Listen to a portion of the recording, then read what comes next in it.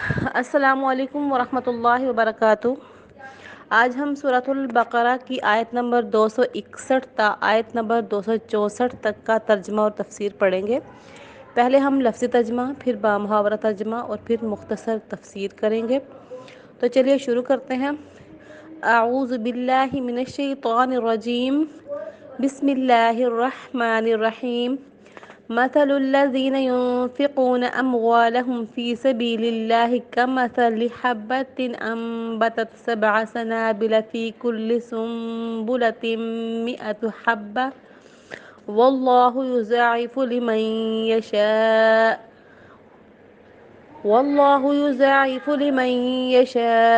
والله واسع عليم۔ مثل مثال الذین ان لوگوں کی جو ينفقون خرچ کرتے ہیں اموالہم اپنے مالوں کو فی سبیل اللہ اللہ کے راستے میں کمثل مانند مثال حبۃ دانے کی ہے انبتت جس نے اگائیں 7 سنابل بالیاں 7 بالیاں فی کل سنبلۃ ہر ایک بالی میں 100 حبۃ دانے واللہ اور اللہ تعالیٰ یضاعف بڑھا دیتا ہے لمن یشاء جس کے لیے وہ چاہتا ہے، واللہ اور اللہ تعالیٰ واسع علیم وسعتوں والا ہے، علیم جاننے والا ہے، یعنی بہت ہی وسعت والا اور بڑے علم والا ہے۔ اب اس کا ہم بامحاورہ ترجمہ کرتے ہیں۔ جو لوگ اللہ کے راستے میں اپنے مال خرچ کرتے ہیں ان کی مثال ایسی ہے جیسے ایک دانہ 7 بالیں اگائے، ہر بالی میں 100 دانے ہوں، اور اللہ جس کے لیے چاہتا ہے کئی گنا اضافہ کر دیتا ہے، یعنی ثواب میں۔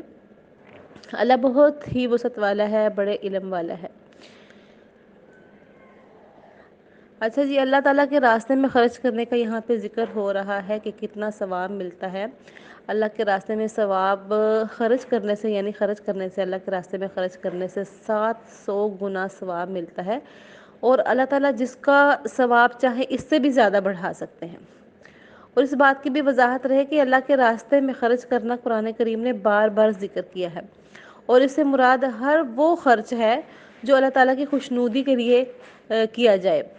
خوشنودی حاصل کرنے کے لیے یعنی کیا جائے۔ اس میں زکوٰۃ، صدقات اور خیرات سب شامل ہیں، یعنی ہم مساجد میں بھی دے سکتے ہیں، مساجد کے علاوہ ہم مدارس میں دے سکتے ہیں، غریبوں کو دے سکتے ہیں، غریب رشتہ داروں کو دے سکتے ہیں،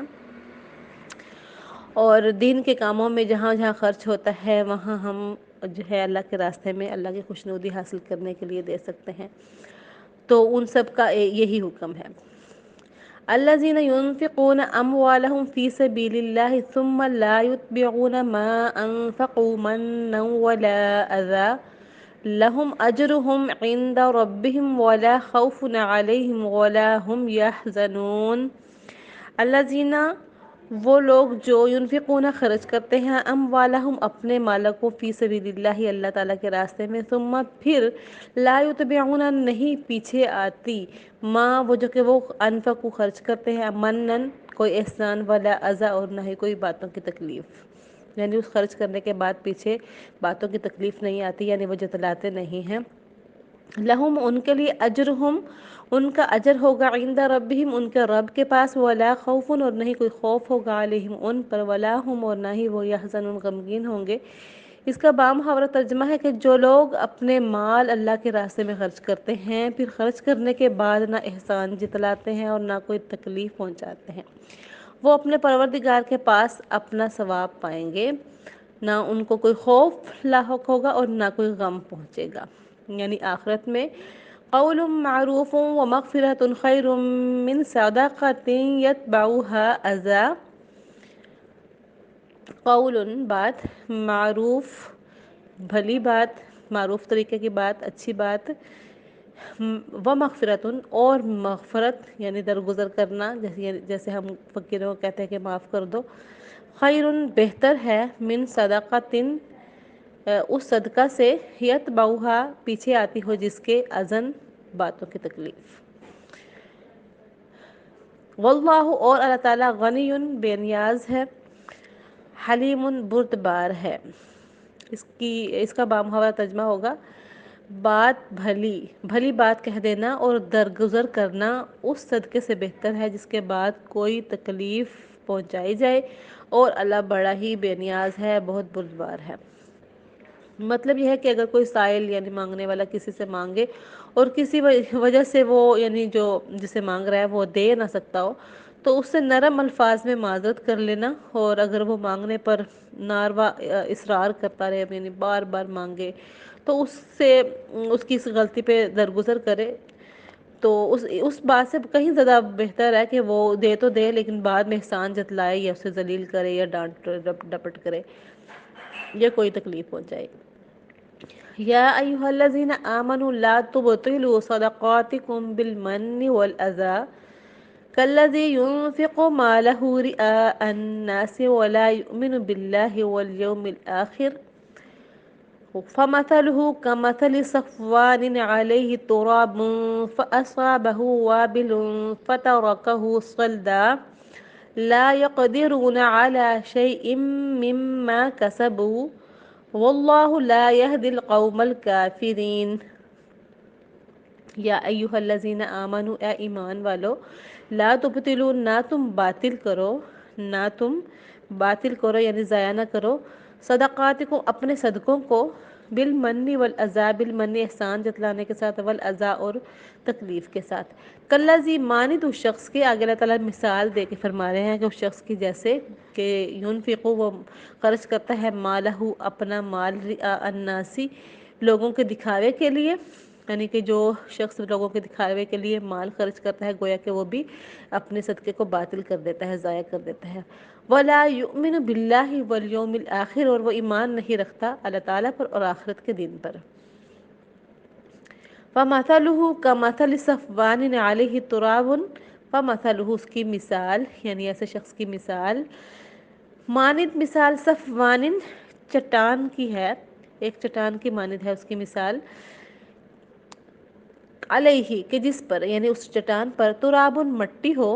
فاصاب، پس پہنچے، ہو اس کو یعنی اس چٹان کو،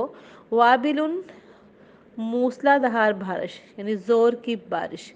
فترکہ، فا پس تارکہ، چھوڑ دے وہ، ہو اس کو یعنی اس چٹان کو، سلدا، چٹیل، یعنی زور کی بارش پڑے اور اس چٹان کو چٹیل چھوڑ دے جس پہ کچھ مٹی پڑی تھی، لا یقدرون، نہیں وہ قدرت رکھ سکیں گے، اعلی شیء، کسی چیز پر بھی، مما کسبوا، اس سے وہ جو کہ انہوں نے کمایا، واللہ، اور اللہ تعالیٰ، لا یہدی القوم الکافرین، نہیں ہدایت دیتا کافر قوم کو، کافروں کو ہدایت نہیں پہنچاتا۔ اس کا پہلے ہم بامحاورہ ترجمہ کریں گے۔ اے ایمان والو، اپنے صدقات کو احسان جتلا کر اور تکلیف پہنچا کر اس شخص کی طرح ضائع مت کرو جو اپنا مال لوگوں کو دکھانے کے لیے خرچ کرتا ہے اور اللہ اور یوم آخرت پر ایمان نہیں رکھتا۔ چنانچہ اس کی مثال ایسی ہے جیسے ایک چکنی چٹان پر مٹی جمی ہو، پھر اس پر زور کی بارش پڑے اور اس کو چکنی چھوڑ دے یا چٹیل چھوڑ دے، یعنی مٹی جو ہے وہ بہہ جائے چٹان سے اور دوبارہ اس کو ویسے کی ویسے چٹیل چھوڑ دے۔ ایسے لوگوں نے جو کمائی کی ہوتی ہے وہ ذرا بھی ان کے ہاتھ نہیں لگتی اور اللہ کافروں کو ہدایت نہیں پہنچاتا۔ یہ اللہ تعالیٰ نے مثال یہاں پہ بیان کی ہے کہ جو لوگ باتوں کی تکلیف یا احسان جتلاتے ہیں وہ دکھاوے کے لوگوں جیسے ہوتے ہیں، جو کہ خرچ کرتے ہیں اپنے مال کو لوگوں کو دکھانے کے لیے، کیونکہ ان کو اللہ تعالیٰ اور آخرت کے دن پہ یقین نہیں ہوتا، وہ صرف دکھاوے کے لیے ہی، لوگوں کو دکھاوے کے لیے کام کرتے ہیں۔ تو ان کی مثال اللہ نے بیان فرمائی کہ جیسے ایک چٹیل پتھر کے اوپر کوئی مٹی پڑی ہو، تو پھر اس کے اوپر کوئی زور کی بارش پڑے تو اس کو جتنی وہ تھوڑی بہت پڑی تھی جس سے تھوڑا بہت فائدہ ہو جاتا کہ کچھ فصل وغیرہ اگ ہی جاتی، لیکن جب اس زور کی بارش پڑی، یعنی کہ وہ جیسے زور کی بارش سے مراد یہ ہے کہ باتوں کی تکلیف یا احسان کی وجہ سے وہ بھی اڑ جاتی ہے، اور لوگوں کو دکھاوے کے لیے اگر ہے تو وہ بھی اڑ جاتی ہے۔ تو لا یقدرون، نہیں وہ قدرت کے اوپر کسی چیز کے، یعنی کہ قدرت نہیں رکھ سکتے، ان کے ہاتھ کچھ نہیں آتا، وہ جو کمائی انہوں نے کی یعنی وہ جو خرچ وغیرہ کرتے ہیں لوگوں کو دکھانے کے لیے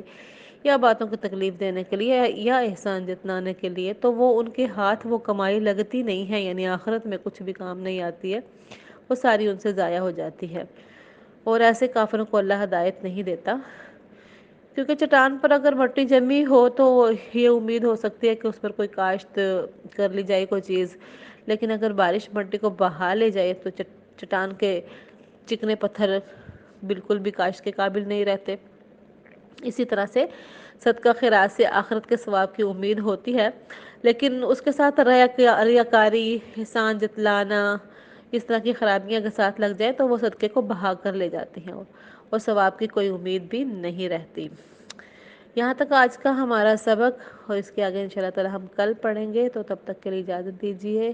اللہ حافظ، وآخر دعوانا ان الحمد للہ رب العالمین۔